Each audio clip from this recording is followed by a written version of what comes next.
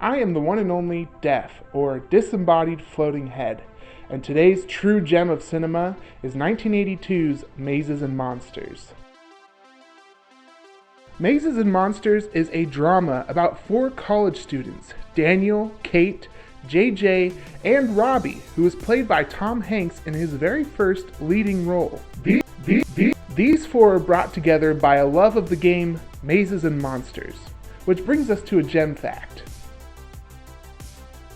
Gem fact: for legal reasons, Mazes and Monsters is not Dungeons & Dragons, but from here on forward, I will be referring to it as Dungeons & Dragons. Although it all seems like innocent fun at first, Robbie gradually starts to lose his grip on reality and is unable to distinguish between the real world and the fantasy world of Dungeons & Dragons. This movie is directed by Stephen Hilliard Stern, who also directed B.S. I Love You. Let's see what the people are saying about this movie. Mars B gives it 5 stars and says, "Bro, it's my mother effing birthday. I love Mazes and Monsters." Mousetronaut gives it 1/2 of a star and says, "When will the kids finally learn that Dungeons & Dragons doesn't make you cool?"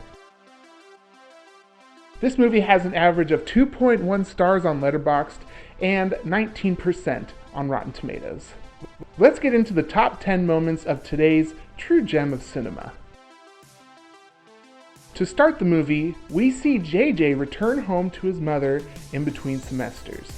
His mother asserts that he's grown, but he lets her know that he's finished growing. In response to this, his mother says, "Well, you have an IQ of 190. I don't suppose it matters if you're that tall."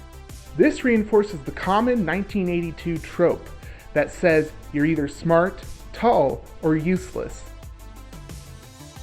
When Kate and Robbie meet up on campus one day, she's holding an umbrella.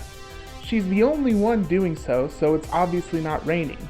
But there are people wearing coats, so it's not being used to block out the heat of the sun either. It's from this point that we begin to realize that Kate is a witch that thrives in the darkness. Other hints include this scene where she attracts a horde of frogs,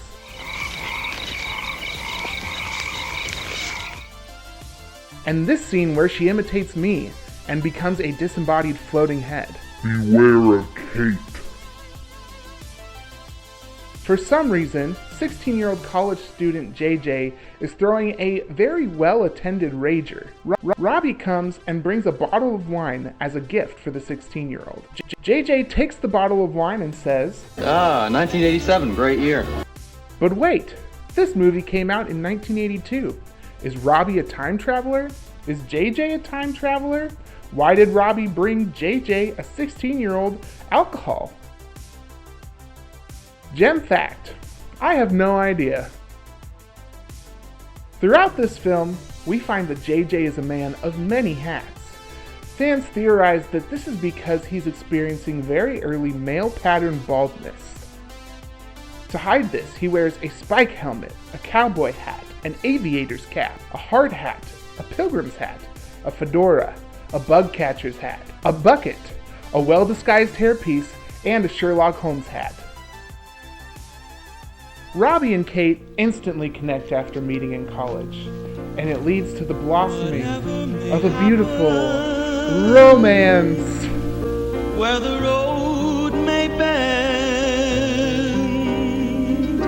always remember we are our special friends together. Whenever our lives may take us away forever, our memories will stay. Remember the good times. As Robbie falls deep into the delusion that Dungeons & Dragons is real, he finds himself wandering the streets of New York City, disoriented, confused, and distracted by all of the incredibly loud saxophone music.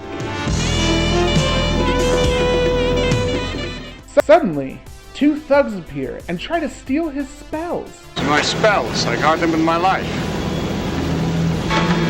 No! So he does what a good holy man has to do. That'll teach those no-good thugs to mess with a man's spells. Although Kate and Robbie's romance has blossomed, Robbie is visited in the middle of the night by the god of Dungeons and Dragons, who lives inside of a vacuum hose for some reason. He tells Robbie that he must be celibate to reach the highest level, so Robbie does what he must. Kate, I can't be with you anymore. I mean, I would really like to, but I just can't be with you any longer.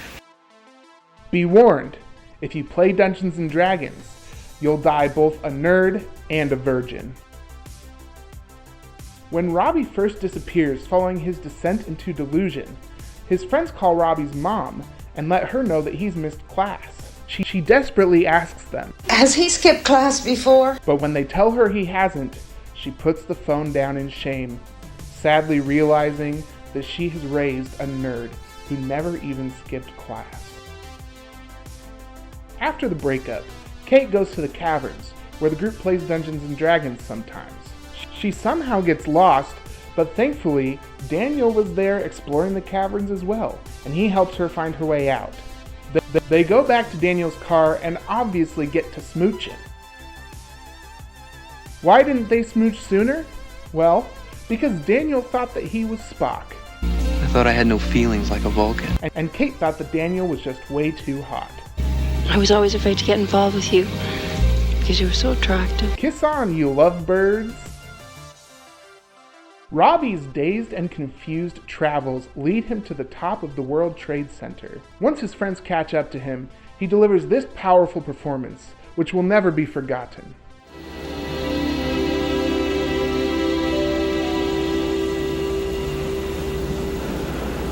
JJ, what am I doing here? Gem fact, this was Tom Hanks' real reaction after the first day of filming. And that was Mazes and Monsters. Subscribe to find more true gems of cinema.